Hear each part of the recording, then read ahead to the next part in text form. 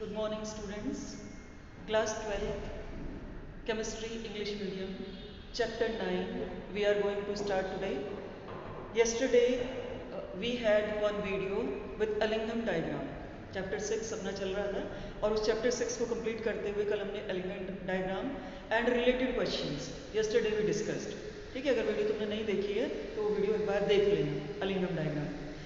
Now coordination compounds पढ़ने से पहले बेटा बोर्ड पर मैंने वो पॉइंट्स लिखे हुए जो मुझे आज एक्सप्लेन करने हैं, बट बिफोर दैट थोड़ा सा तुम्हारी प्रीवियस नॉलेज की तरफ ले जाना चाहती हूँ तुम्हें। जैसे प्रीवियस नॉलेज में तुमने पढ़ा है about the valency and about the oxidation number in class 11।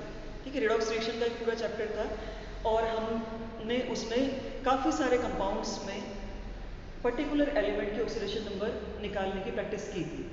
वो ऑक्सीडेशन नंबर ज़्यादातर कंपाउंड्स में जिन एलिमेंट्स का तुमने प्रैक्टिस की थी उनका डिफरेंट आता था ऑक्सीडेशन नंबर। ठीक है, तो जो ऑक्सीडेशन नंबर था उसी को वैलेंसी बोलते हैं। अब जो चैप्टर हम स्टार्ट कर रहे हैं, जैसे 3 तरह के तुमने बॉन्ड्स पढ़े हैं। एक बॉन्ड तुमने पढ़ा है आयोनिक बॉन्ड, एक तुमने पढ़ा है कोवलेंट बॉन्ड और एक तीसरा तुमने पढ़ा है कोऑर्डिनेट बॉन्ड। देखो तीनों को मैं यहाँ एक्सप्रेस करके बताती हूँ तुम्हें। For example sodium and chlorine minus plus, इनके बीच का जो बॉन्ड है, ठीक है, this is called ionic bond. Ionic bond, ठीक है, या इलेक्ट्रोवैलेंट बॉन्ड भी सिखाएगा हमें। दूसरा H और Cl, इसके बीच का जो बॉन्ड है, दिस इज कोवैलेंट बॉन्ड। ठीक है, नाउ अब अगर हम ओजोन मॉलिक्यूल देखते हैं, O double bond O and coordinate bond O, this bond is called coordinate bond. ठीक है, कोऑर्डिनेट बॉन्ड को रिप्रेजेंट करने का जो मेथड था वो थोड़ा सा डिफरेंट था। जैसे ये बॉन्ड कोवलेंट बॉन्ड है अपना, क्योंकि चार्जेस नहीं लगे। अगर चार्जेस हो तो हम उसको आयनिक बॉन्ड मानते हैं। जैसे सोडियम आयन हमें मालूम है कि जैसे सोल्यूशन में सोडियम क्लोराइड को डिसॉल्व करते हैं, sodium ion will become a separate identity and chloride ion will become a separate identity. अपना पूरा कंपाउंड 2 आयन में डिवाइड हो जाएगा, जबकि इन कोवलेंट कंपाउंड्स में ऐसा नहीं होता, 2 आयन में डिवाइड नहीं होता। भले ही पोलैरिटी डेवलप हो जाए due to the difference in electronegativity, but वो पोलैरिटी भी इतनी ज़्यादा नहीं होती कि मॉलिक्यूल को सेपरेट कर पाए। समझ में आई ये बात? ठीक है, अब ये जो बॉन्ड है, ये कोऑर्डिनेट बॉन्ड जिसको मैंने एरो से हेल्प की, एरो से इंडिकेट किया, दिस एरो, ये एरो क्या बताता है? एरो की टेल जहां से आ रही है, बॉन्ड बनाने के लिए दोनों इलेक्ट्रॉन उसी एटम से आ रहे हैं। समझ में आई ये बात? कैसे? देखो ये ओजोन का मॉलिक्यूल है, ओजोन में 2 बॉन्ड यहाँ बना चुका है ऑक्सीजन, 2 बॉन्ड बनाने के पास इसके पास 2 लोन पेयर बचे हैं। ये बात क्लियर हुई? क्योंकि टोटल मिला के ऑक्सीजन के पास 6 इलेक्ट्रॉन होते हैं वैलेंस ऑर्बिटल में, तो 2 इलेक्ट्रॉन यहाँ यूटिलाइज हुए दूसरी ऑक्सीजन के साथ डबल बॉन्ड बनाने में, rest 4 electrons are left on the oxygen atom. अब इन रेस्ट 4 इलेक्ट्रॉन में से 2 इलेक्ट्रॉन इस ऑक्सीजन को वो दे देता है, क्योंकि हमारे पास O2 एक स्टेबल मॉलिक्यूल है जो कि अपने एनवायरनमेंट में एटमॉस्फेयर में एग्जिस्ट करता है, तो उसको कोई ज़रूरत नहीं है कंबाइन करके O3 बनाने। ठीक है, ये फोर्सफुली O3 बनाया जाता है। ठीक है, जब स्पार्किंग होती है, जब क्लाउड्स की बस्टिंग होती है, या जब वेरी वेरी हाई टेम्परेचर होता है in the top most layers of the atmosphere, तब ओजोन का फॉर्मेशन होता है। और वो ओजोन का फॉर्मेशन होने पर क्या होगा कि ये जो एक ऑक्सीजन मॉलिक्यूल है फोर्सफुली अपने 2 इलेक्ट्रॉन इस ऑक्सीजन को दे देता है। तो क्योंकि दोनों इलेक्ट्रॉन एक ही सोर्स से आए हैं, एक ही एलिमेंट से आए हैं, इसलिए उस एलिमेंट की तरफ टेल होती है और जो एलिमेंट इलेक्ट्रॉन गेन करने वाला होता है उस एलिमेंट की तरफ उसका हेड बना दिया जाता है कि इसने 2 इलेक्ट्रॉन लिए हैं। अब जो मॉडर्न बुक्स हैं उसमें तुम्हें ये एरो लगा हुआ नहीं दिखाई देगा, उसमें इस एरो को एक बॉन्ड एक्सेप्ट कर लिया, ऐसे बॉन्ड एक्सेप्ट कर लिया। जैसे ओजोन का अगर मैं स्ट्रक्चर बनाऊं तो अब इस तरह का स्ट्रक्चर तुम्हें बुक में देखने के लिए मिलेगा। इसका रीजन क्या है कि साइंटिस्ट अब ये मानने लगे हैं कि भले ही ये कोऑर्डिनेट बॉन्ड है, इस एटम ने दोनों इलेक्ट्रॉन दिए, बट बना तो 2 ही इलेक्ट्रॉन की शेयरिंग से, 2 ही इलेक्ट्रॉन की शेयरिंग से बना है। इस एटम ने कोई कंट्रीब्यूशन नहीं किया, टोटल कंट्रीब्यूशन इस एटम का है, लेकिन 2 इलेक्ट्रॉन की शेयरिंग से बना हुआ बॉन्ड है। और हमें स्ट्रक्चर देख के ये अपने आप पता चलना चाहिए कि कौन सा एटम देने की कंडीशन में है इलेक्ट्रॉन और कौन सा एटम इलेक्ट्रॉन देने की कंडीशन में नहीं है। ये बात समझ में आई? तो अब जो कोऑर्डिनेट बॉन्ड है उस कोऑर्डिनेट बॉन्ड को सिंगल बॉन्ड लिखा जाता है because it is also formed by sharing of 2 electrons और by the 2 electrons though these 2 electrons are coming from a single atom, एक ही एटम से आ रहे हैं। ठीक है, होपफुली ये तुम्हारा प्रीवियस रिविजन था जो तुम 9th से पढ़ते आ रहे हो about the electrovalent bond, about the covalent bond and about the coordinate bond. वही मैंने थोड़ा सा यहाँ रिवाइज करवाया क्योंकि अपने चैप्टर में यूटिलाइज होने वाला है, ये वाला पार्ट अपने चैप्टर में पूरा कंप्लीट यूटिलाइज होगा। अच्छा, अब अपने बोर्ड पे नजर डालते हैं बेटा। बोर्ड पर मैंने लिखा है एक first heading the simple salt. Simple salt हम किसको बोलते हैं? The salt which contains 1 cation and 1 anion। ठीक है, जिसमें एक कैटायन एक एनायन, जैसे NaCl इसके एग्जाम्पल में आ जाए। For example NaCl, sodium is the cation and chlorine is the anion. ये मैंने A लिख दिया, ये मैंने C लिख दिया। This kind of salt, not only sodium chloride, metal के सभी सॉल्ट जिनमें एक ही इलेक्ट्रोनेगेटिव एटम जुड़ा हुआ होता है, ठीक है, वो सभी के सभी सॉल्ट सिंपल सॉल्ट की कैटेगरी में आते हैं। मतलब जो तुमने अभी तक पढ़ा है, जो तुम्हारी 11th क्लास तक की नॉलेज है, वो नॉलेज सिंपल सॉल्ट तक लिमिटेड है। अब ये इसके आगे वाला पार्ट सब तुम्हें 12th में पढ़ना है, इससे आगे वाला तुमने अभी तक नहीं पढ़ा है। देखो एक और एग्जाम्पल में लिख देती हूँ इसका, जैसे अपना MgCl2, ठीक है, CaI2, पोटेशियम ब्रोमाइड, ये सब के सब सिंपल सॉल्ट के एग्जाम्पल। हाँ, एक चीज की तरफ मुझे तुम्हारा और ध्यान देना है। देखो ये मैंने लिखा यहाँ पे MgCl2 CaI2, ऊपर मैंने डेफिनेशन में क्या लिखा? The salts which contain 1 cation and 1 anion. यहाँ पे कैटायन एक है, एनायन दो है, लेकिन यहाँ 1 कैटायन 1 एनायन से अपना मतलब क्या है? 1 type of cation and 1 type of anion. ये बात क्लियर हुई? क्योंकि बुक में डेफिनेशन तो यही दे रखी है, the salts which contain 1 cation and 1 anion, लेकिन एग्जाम्पल में ये सॉल्ट भी इंक्लूडेड है और वो सॉल्ट है उसके एग्जाम्पल, क्योंकि ये भी सिंपल सॉल्ट है, सिंपल कॉम्बिनेशन से बने कैटायन और एनायन के। तो यहाँ पे 1 कैटायन से अपना मतलब क्या है? 1 टाइप ऑफ कैटायन, और 1 एनायन से अपना मतलब क्या है? 1 टाइप ऑफ एनायन। दूसरे तरह का एनायन नहीं, कोई एक ही एनायन जुड़ा हुआ है, एक ही कैटायन से जुड़ा हुआ है, और उसकी वैलेंसी पे डिपेंड करता है कि कितने कैटायन से कितना एनायन यूनाइट करेगा। ये बात समझ में आई? अच्छा, इसके बाद आओ बेटा डबल सॉल्ट की तरफ। डबल सॉल्ट हम किनको बोलते हैं? Which contain at least 2 anion 2 cation, जिसमें एक से ज्यादा नंबर होगा कैटायन एनायन का, उनको डबल सॉल्ट बोला जाता है, या इनको मिक्स्ड सॉल्ट भी बोलते हैं। डबल सॉल्ट के लिए एक दूसरा वर्ड और यूज करते हैं, दैट इज मिक्स्ड सॉल्ट। ठीक है, अब एक और आज के बाद बताते हैं। प्रैक्टिकल एग्जाम में अगर कोविड अलाउ करेगा तो प्रैक्टिकल होंगे तुम्हारे जरूर, ठीक है, और उन प्रैक्टिकल्स में तुम्हारे सिलेबस में जो RBSc का सिलेबस है, उस RBSc के सिलेबस में अपने डबल सॉल्ट के सिलेबस में है, मतलब 2 कैटायन तुम्हें आइडेंटिफाई करने होते हैं, 2 एनायन तुम्हें आइडेंटिफाई करने होते हैं। तुम्हें जो सॉल्ट मिलता है वो मिक्स्ड सॉल्ट मिलता है, जिसमें 2 कैटायन 2 एनायन मिला दिए जाते हैं, बट प्रैक्टिकली हम क्या करते हैं? 2 कैटायन 2 एनायन नहीं मिलाते, 2 सॉल्ट एक साथ मिलाते हैं। कैसे? देखो एक सॉल्ट है अपना ammonium NH4 cold wise SO4, ठीक है, इसका नाम है अमोनियम सल्फेट।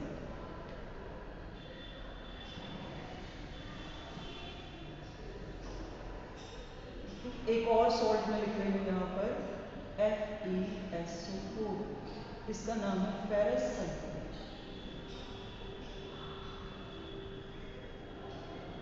और अगर थोड़ा भी तुम्हें 11th का प्रैक्टिकल का याद आ रहा है तो फेरस अमोनियम सल्फेट का तुमने डाइट्रेशन किया होगा, FAS लिखते हैं, जिसको शॉर्ट में FAS लिखा जाता है।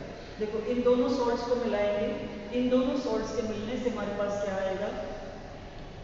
NH4 cold wise SO4 into FeSO4 into 24 H2O। This is called मोहर सॉल्ट।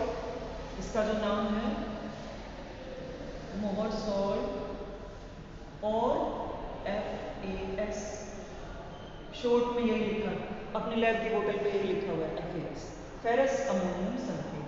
कंप्लीट नेम क्या है? Ferrous ammonium sulphate.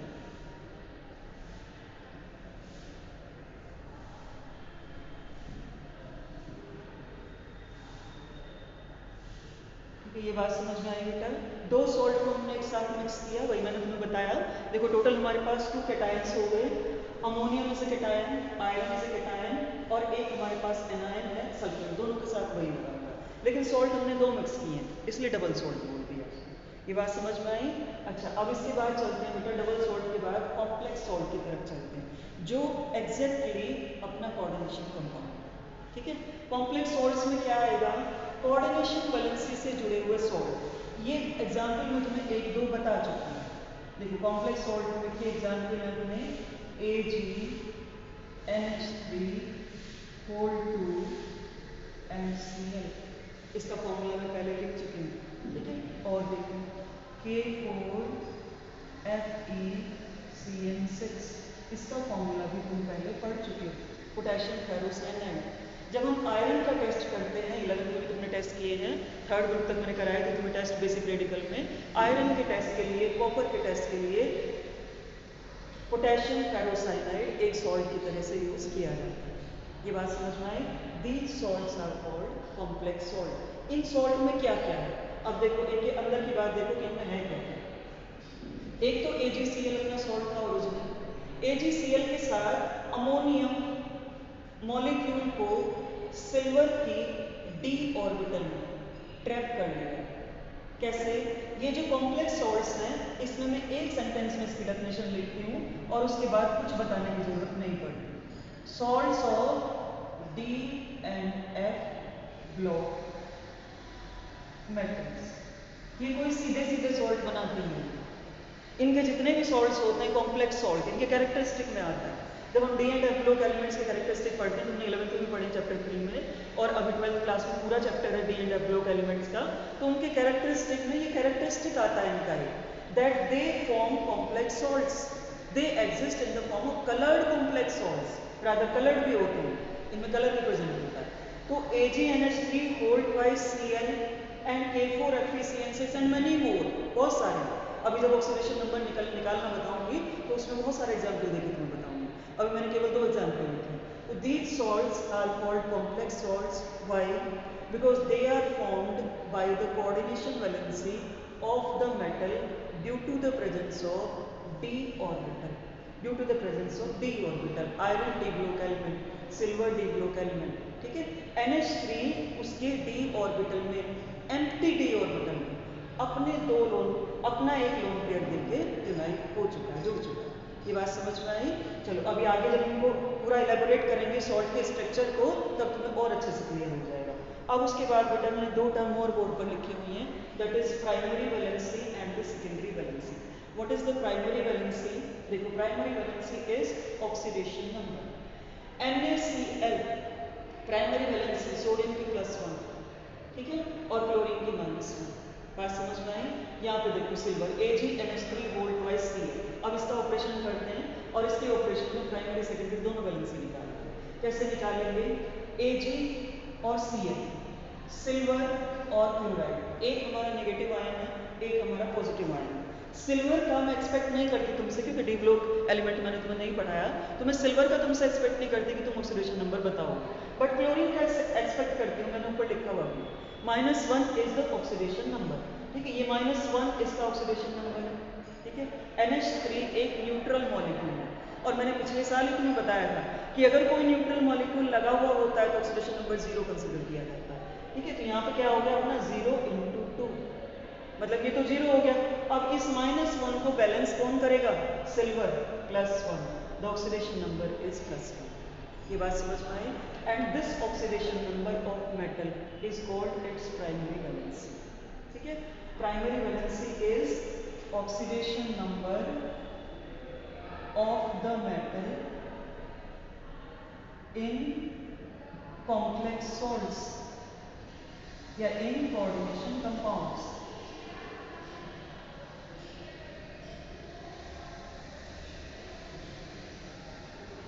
ये बात क्लियर हुई। प्राइमरी वैलेंसी सीधे सीधे ऑक्सीडेशन नंबर है, किसका? मेटल का। ये ध्यान रखना है, नॉन मेटल का नहीं, it is of the metal, क्योंकि मेटल के कंपाउंड्स हैं, मेटल में ही डी ब्लॉक ऑर्बिटल अवेलेबल है, मेटल में ही डी ऑर्बिटल होने से ये मॉलिक्यूल अमोनिया के मॉलिक्यूल ट्रैप हुए हैं, यहाँ पर साइनाइड के मॉलिक्यूल ट्रैप हुए हैं। ये बात क्लियर हुई? अच्छा, अब उसके बाद आते हैं बेटा सेकेंडरी वैलेंसी की तरफ। Secondary valency is none other than the coordination. कितने मॉलिक्यूल या कितने एटम या कितने आयन, तीनों चीजें हो सकती हैं। मॉलिक्यूल भी हो सकते हैं या आयन भी हो सकते हैं और या एटम भी हो सकते हैं। ठीक है, join by coordinate bond।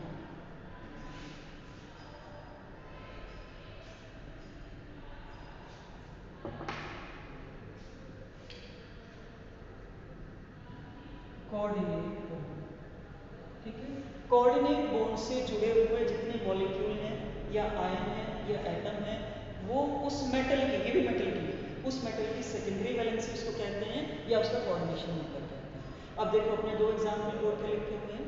What is the secondary valency of silver? Clearly it's visible, 2 ammonium molecules are attached. तो कोऑर्डिनेशन वैलेंसी सिल्वर की, सिल्वर का जो कोऑर्डिनेशन नंबर है, मैं यहाँ लिख देती हूँ, चलो बाद में इरेज कर लेंगे इसे।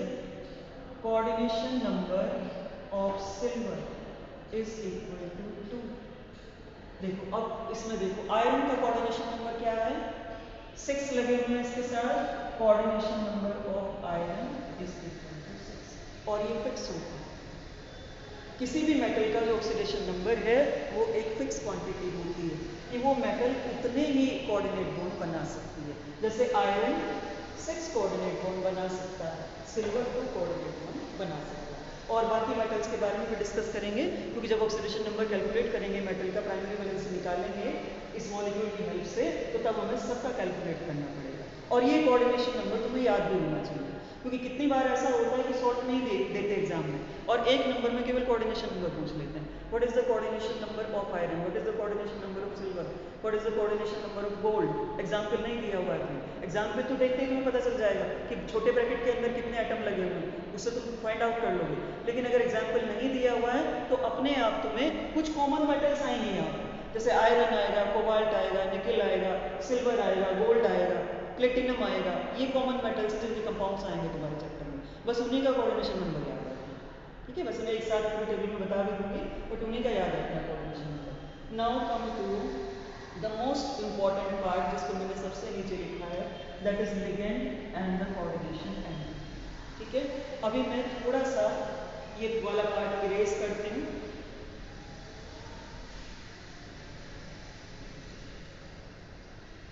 और इरेज करने के बाद फिर इस साइड में मैं समझाती हूँ कि इन दोनों का मतलब क्या है, क्योंकि यही हमारे लिए सबसे ज़्यादा इम्पोर्टेंट है।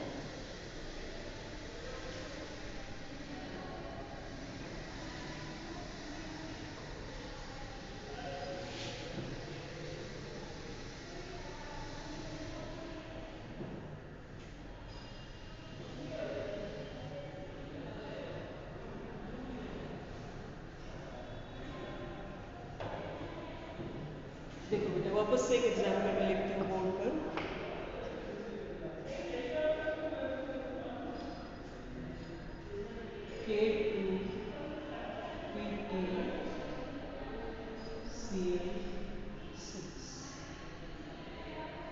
ये एक और एग्जाम्पल मैंने लिखा इसी तरह के सोर्स का, और बहुत सारे सोर्स के एग्जाम्पल तुम्हें बताऊंगी कि उसमें बोर्ड में कोई छूटेगा नहीं, कोई अलग से एग्जाम्पल नहीं आएगा। K2PtCl6, ठीक है, ये मैंने लिखा। इसमें एक तो मेजर ब्रैकेट लगा हुआ है जो तुम्हें दिखाई दे रहा है, देखो एक तो ये मेजर ब्रैकेट लगा हुआ है, ये क्या, ठीक है, ये जो मेजर ब्रैकेट लगा हुआ है, this is called coordination sphere. इसके लिए एक टर्म दी गई है कोऑर्डिनेशन स्फीयर, जो मेजर ब्रैकेट लगा हुआ है। ठीक है, स्मॉल ब्रैकेट के अंदर जितनी स्पीसीज प्रेजेंट है, दीज आर कॉल्ड लिगेंड्स। ये जो स्मॉल ब्रैकेट है ये लिगेंड्स को डिनोट करती है। ठीक है, अच्छा अब ये जो पूरा का पूरा पार्ट है, ligand including the metal, this is called coordination entity.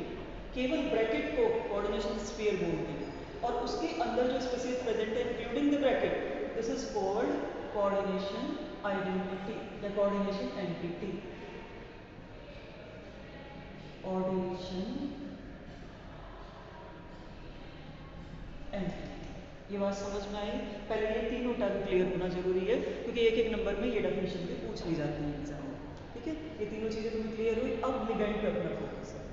अब लिगेंड के बारे में पता करते हैं कि लिगेंड कौन कौन से हो सकते हैं। जैसे मैंने यहाँ लिखे थे, दे में बी मॉलिक्यूल, दे में बी आयन एंड दे में बी एटम, तीनों तरह के हो सकते हैं। ठीक है, जैसे यहाँ पे अपना एटम लगा हुआ है और NH3 में अपना मॉलिक्यूल लगा हुआ था। ठीक है, तो अब लिगेंड को डिफाइन करते हैं। लिगेंड क्या है? N atom molecule or ion, ठीक है, which provides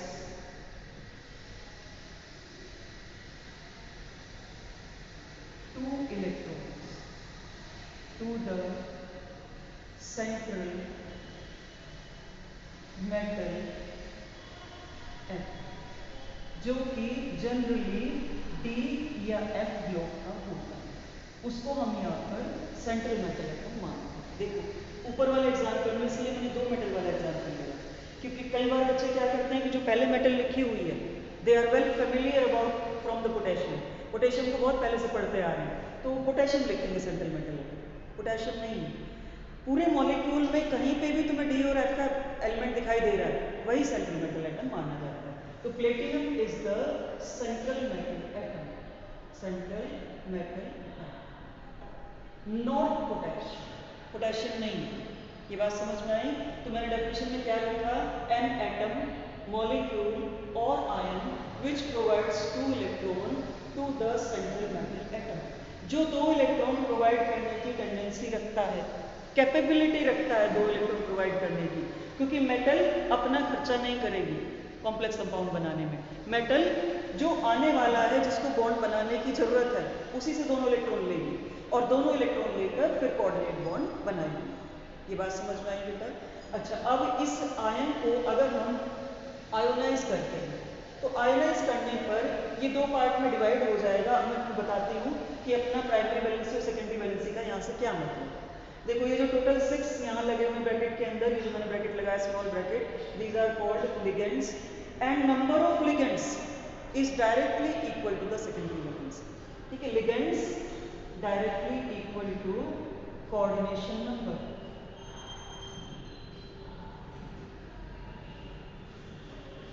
गॉट इट? ये बात समझ में आ गई? अच्छा, अब इसके बाद आते हैं, अगर इस सॉल्ट को हम आयोनाइज कर दें, तो आयोनाइज करने पर क्या होगा?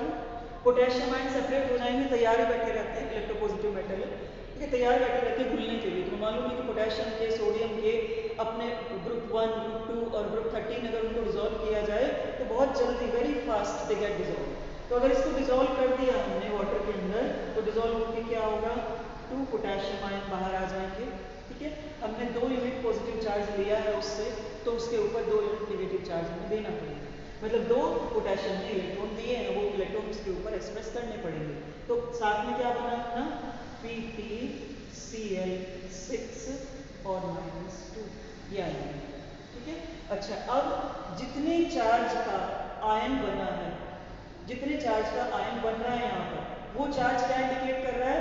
This is the primary valency, वो प्राइमरी वैलेंसी को इंडिकेट कर रहा है। सेकेंडरी वैलेंसी कितनी है? जितना स्मॉल ब्रैकेट के अंदर एटम्स रखे हुए हैं, this is called the secondary valency. ये बात समझ में आई कि जो प्लेटिनम की प्राइमरी वैलेंसी है वो 2 है, और जो प्लेटिनम की सेकेंडरी वैलेंसी है, वो सेकेंडरी वैलेंसी कितनी आ रही है? 6 आ रही है। अच्छा, अभी इसमें हम नहीं जाते, ऑक्सीडेशन नंबर हम नहीं कैलकुलेट करते, उस टॉपिक को कल इंक्लूड करेंगे। अभी लिगेंड के बारे में और बात करते हैं कि लिगेंड की कितनी कैटेगरीज हैं और उसको हम क्या बोलते हैं, क्योंकि वो भी एक एक नंबर की डेफिनेशन में पूछ लेते हैं। देखो सबसे पहले नंबर पर आता है लिगेंड के टाइप्स में, मैं यहाँ हेडिंग डालती हूँ टाइप्स ऑफ लिगेंड्स। ठीक है, और ये आज का लास्ट टॉपिक है, बहुत ध्यान से समझना, क्योंकि इस पर डिपेंड करेगा हम वैलेंसी निकाल पाते हैं कि नहीं निकाल पाते हैं, कोऑर्डिनेशन नंबर के बारे में हमें आइडिया लग पाता है कि नहीं लग पाता है, सॉल्ट के टाइप के बारे में हमें आइडिया लग पाता है कि नहीं लग पाता है, वो इस पर डिपेंड करेगा। देखो टाइप्स ऑफ लिगेंड में सबसे पहले नंबर पर आता है मोनोडेंटेट लिगेंड। ठीक है, देखो डेंटल वर्ड हमने दांतों के लिए पढ़ा, यहाँ पर हमने वही वर्ड यूज किया, डेंटल। डेंटेट मतलब जो एक एटम ऐसा रखता है जो इलेक्ट्रॉन प्रोवाइड करके मेटल की ऑर्बिटल को कैप्चर कर लेगा लाइक द टीथ, जैसे टीथ होते हैं। मतलब एक ही एटम, मोनोडेंटेट लिगेंड, मतलब जिनमें एक ही एटम होता है जो मेटल के साथ जुड़ा हुआ होता है, उनको मोनोडेंटेट लिगेंड बोलते हैं। फॉर एग्जाम्पल NH3, ठीक है, H2O, इनमें नाइट्रोजन के ऊपर लोन पेयर प्रेजेंट है, यहाँ ऑक्सीजन के ऊपर लोन पेयर, क्योंकि जो लोन पेयर वाला एटम है वही यूनाइट हो सकता है केवल।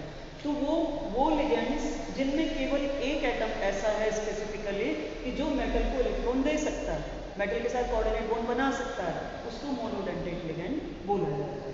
These are called monodentate ligands. ठीक है, उसके बाद आओ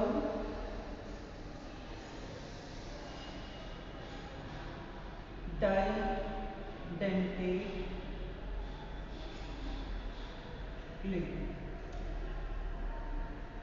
इसका मतलब क्या है? देखो, di means 2, mono means 1, di means 2। मतलब कोई भी ऐसी species, molecular species, ionic species जिसमें दो एटम एक साथ मेटल को इलेक्ट्रॉन प्रोवाइड कर सकते हैं। For example CH2NH2, CH2NH। देखो, दो नाइट्रोजन हो गए इसके पास, दो नाइट्रोजन होने से ये एक नाइट्रोजन एक लोन पेयर प्रोवाइड कर सकता है, दूसरा नाइट्रोजन दूसरा लोन पेयर प्रोवाइड कर सकता है। हमारे पास इन टोटल दो एटम हुए जो मेटल को बाइंड कर सकते हैं, और इस मॉलिक्यूल का नाम है इथाइलीन डाइअमाइन। ठीक है, अब तीसरी कैटेगरी एम्फीडेंटेट लिगेंड।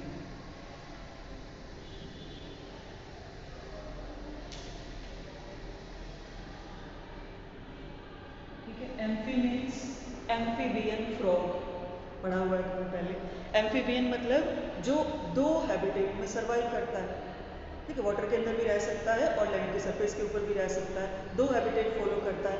यहाँ पे अपने लिगेंड के भी वही नेचर है, ड्यूअल नेचर। दो एटम ऐसे रखता है कि इस तरफ से भी जुड़ सकता है, दूसरी तरफ से भी जुड़ सकता है, मतलब कोई पॉसिबिलिटी छोड़ता ही नहीं है मेटल के साथ जुड़ने की। और जुड़ने के बाद एक एटम से जुड़ेगा तो एक स्ट्रक्चर बनाएगा, दूसरे एटम से जुड़ेगा तो दूसरा स्ट्रक्चर बनाएगा। जैसे Cn, negative ion, it may be unite from the carbon side and it may unite from the nitrogen side. Cyanide, isocyanide. ठीक है, अगर कार्बन की साइड से जुड़ा तो साइनाइड, और अगर नाइट्रोजन की साइड से जुड़ा तो आइसोसाइनाइड। ठीक है, NO2 और ONO, नाइट्रो नाइट्राइटो, नाइट्रोजन की साइड से जुड़ा तो नाइट्रो, इसकी साइड से जुड़ा तो nitrito, and this is nitro. ठीक है, this is cyano and this is isocyano. ठीक है, नाइट्रल आइसोनाइट्रिल भी इसको लिखा जाता है, नाम इसका IUPAC में नाइट्रिल और आइसोनाइट्रिल भी इसी का ही नाम है। ठीक है, तो ये हो गए अपने एम्फीडेंटेट लिगेंड। अब इसके बाद अपनी कैटेगरी आती है चीलेट लिगेंड, जिसके बारे में बहुत बार एग्जाम में क्वेश्चन पूछा जाता है।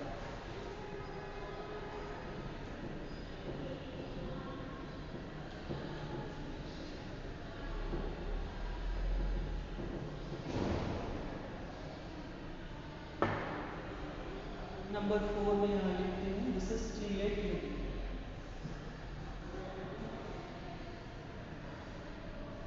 ठीक है, चीलेट वर्ड इंडिकेट करता है कॉम्प्लेक्स फॉर्मेशन, मतलब ऐसा लिगेंड जो यूनाइट होते ही कॉम्प्लेक्स की शेप दे देता है या अपने आप ही कॉम्प्लेक्स की शेप में होता है, उसको चीलेट लिगेंड बोलते हैं। For example EDTA। ठीक है, what is the full form of this? Ethylene diamine tetraacetate. ठीक है, स्ट्रक्चर क्या है? देखो, इथाइलीन डाइअमाइन का स्ट्रक्चर मैं तुम्हें यहाँ बता चुकी हूँ। टेट्राएसीटेट, 4 एसीटेट के मॉलिक्यूल और लेकर आएंगे, ये दो हाइड्रोजन इसके हट जाएंगे, यहाँ दो एसीटेट आएंगे, ये दो हाइड्रोजन हट के दो एसीटेट यहाँ आ जाएंगे, ये अपना स्ट्रक्चर आ जाएगा CH2CH2N CH3COO minus and CH2COO minus। ठीक है, यहाँ पर भी ऐसे nitrogen CH2COO minus CH2COO। This is the structure of ethylene diamine tetraacetate. देखने में कॉम्प्लेक्स लग रहा है स्ट्रक्चर। ठीक है, कितनी बाइंडिंग साइट्स हैं ये काउंट करते हैं। एक नाइट्रोजन, दो नाइट्रोजन, दो तो पहले ही थे इथाइलिन डायमाइन में। ठीक है, एक ऑक्सीजन, दूसरी ऑक्सीजन, तीसरी ऑक्सीजन, चौथी ऑक्सीजन, टोटल 6 बाइंडिंग साइट्स। ठीक है, 6 बाइंडिंग साइट्स। ठीक है, इसीलिए इसका नाम पॉलीडेंटेट लिगेंड कहा जाता है। Polydentate ligand.